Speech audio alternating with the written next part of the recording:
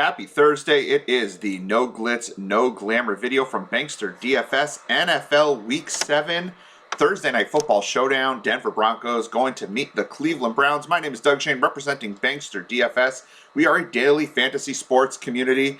We have got daily player pools for pro sports, college sports, niche sports, Slack chat for all the sports that we cover, and bonus channels like sports betting, sports cards, Prize Picks DFS, with whom we have a membership. You get a 100% deposit bonus up to $100 using the promo code Bankster. There's a link in the description box for that. We have award-winning articles and analysis from FSWA award winners like myself, Doug Shane, and Jeff Kaminsky. And we have members-only live streams, which you can access exclusively when you're a member of Bankster DFS.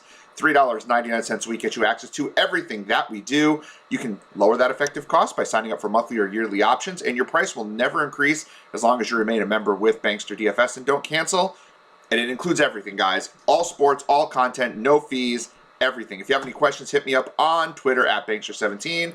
You can check our TikTok, Bankster DFS. And of course, banksterdfs.com/subscribe to sign up for a membership. You can also get more live this, more me, more Gouda, more Bankster DFS action every Sunday morning, 11 o'clock, right here on our YouTube page with myself, Michael Gudadero, and Sean Goodwin for the NFL DFS Blitz. 1 hour to get you ready for your cash games, your GPPs, all the inactives every Sunday morning.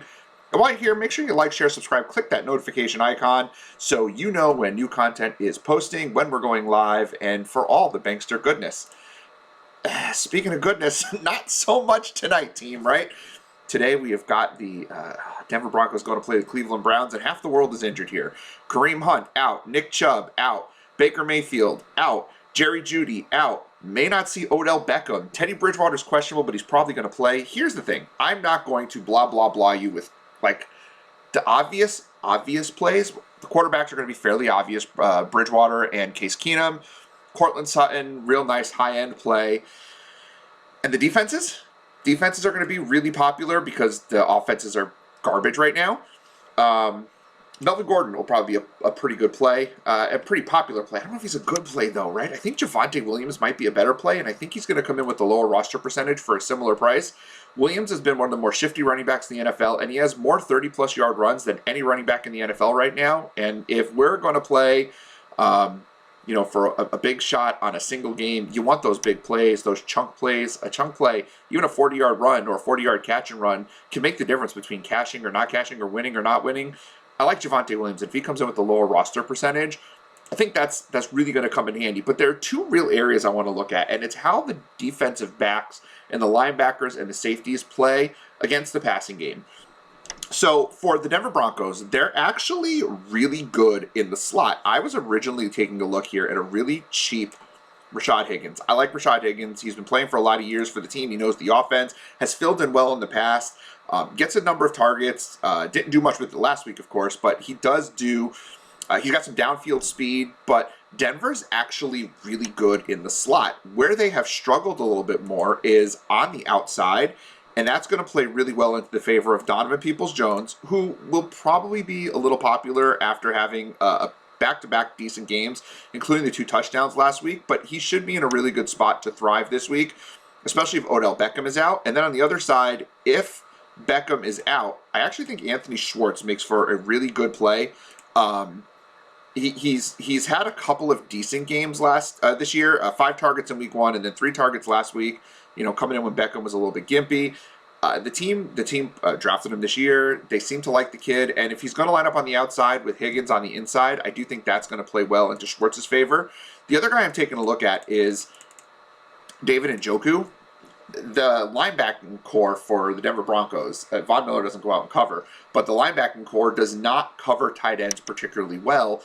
They have a really high passer rating against them, and David Njoku, he's very up and down, right? He's really only had that one good game, but he's on the field a ton, runs a lot of routes, and he's more of a downfield threat than Austin Hooper would be. And so I actually think David Njoku makes for another high upside type of a play that can get you some chunk plays that may go under the radar, particularly with Hooper being a player that, where is Hooper on here? Let's find Hooper. There he is. Hooper's a little bit cheaper than Njoku, so that's actually going to make him a little more popular, but Hooper hasn't done anything this year. He hasn't had the big game like Njoku has, and in a game like this, I maybe want to avoid some safety, and I want to take some high-end type shots. And so I'm going to do that with David Njoku. Dearness Johnson's going to be incredibly popular. Demetric Felton is actually more expensive than Dearness Johnson, which is really interesting. Felton doesn't get too many carries, and I don't know if he will in this game, but he will see some work out of the backfield, lining up, again, on the outside, a little bit in the slot. I'm not running to use Felton, but he's definitely in the pool, and I just think, I don't know, Denver, you can run on him a little bit, but they're not terrible against the run, and Dearness Johnson hasn't really done much. He's a really popular waiver wire ad this week. I just think he's going to have a roster percentage that makes it more beneficial to fade him than it would be to play him. On the other side of the field, Cleveland is actually really bad against the slot receiver. The guy who's playing the slot the most right now for Denver is Kendall Hinton. Kendall Hinton, we all remember from the game last year, and he may always be remembered for this game when he played quarterback against the Saints when the entire quarterback room was out with COVID protocol issues last year for Denver, and he was terrible. But Hinton has actually played really well from the slot the last 3 games, has 3 or more targets. And if Cleveland is going to struggle defending the slot, let's attack that. And let's go with Hinton. He would be a nice pairing, perhaps with Cortland Sutton, a much higher end play, and that can lower the effective cost of both guys. I also like Noah Fant in this spot.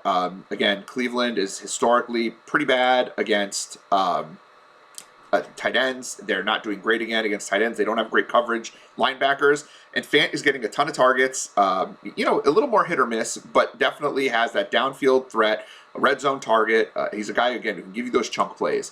Tim Patrick, I'm not in love with for this game. Getting a fine amount of targets. He just hasn't shown that upside yet this year. He's a safe play, so if you're playing cash, Tim Patrick makes some sense, or if you want to pivot off of maybe Cortland Sutton or a higher roster Noah Fant, maybe Tim Patrick makes some sense, but I don't think he's going to blow up the slate, though, of course, that's usually the kiss of death when I say that. The guy goes off, but I really think Tim Patrick's a guy that we don't need to go and grab. He's in the pool, of course, but he's not a guy that I'm going to run to go get. I haven't built a lineup yet for this game. I was kind of trying to avoid it because it's kind of ugly, right? It's just an ugly game. Who wants to build a lineup for it? But let's take a look and see what might work. If you throw Fant in there, you definitely want to have Bridgewater. I'm going to throw Hinton in there because I want to take advantage of Hinton's upside from the slot.